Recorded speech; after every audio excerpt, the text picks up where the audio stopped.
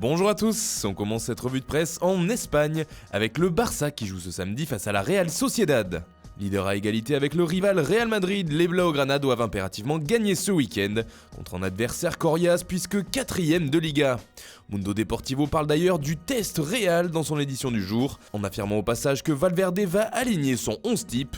L'adversaire du jour est donc pris très au sérieux. Pour le journal Sport, c'est carrément le Classico qui commence aujourd'hui, peut-être parce que les Catalans affronteront un Madrilène ce samedi. En effet, comme le rappelle As, les Blaugrana vont jouer face au jeune Martin Odegaard, prêté par le Real, qui réalise une très belle saison pour l'instant.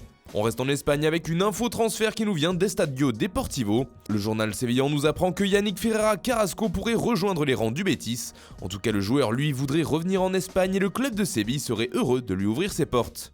À condition toutefois qu'il ne compromette pas les autres transferts prévus par le Betis, à savoir 2 milieux de terrain. Pour Estadio Deportivo, ce serait la cerise sur le gâteau. On part maintenant en Angleterre où Jürgen Klopp fait les gros titres. Vendredi, il a officiellement prolongé avec Liverpool et pour une longue durée, puisque son contrat court maintenant jusqu'en 2024. 4 ans et demi de plus, titre ainsi le Daily Mirror, qui rapporte les déclarations de l'entraîneur allemand suite à l'officialisation de la nouvelle.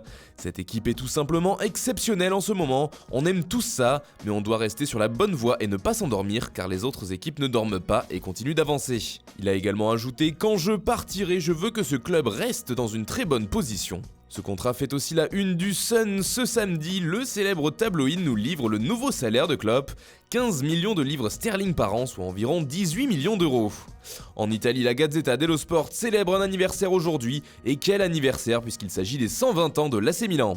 Bon anniversaire, le diable souhaite le journal transalpin qui revient sur l'histoire des rossoneri, qui ont longtemps fait partie du gratin européen, avec beaucoup de légendes du ballon rond, telles que Sacchi ou Shevchenko. La Gazzetta ajoute d'ailleurs qu'une grande fête est prévue à San Siro alors que Milan affronte Sassuolo.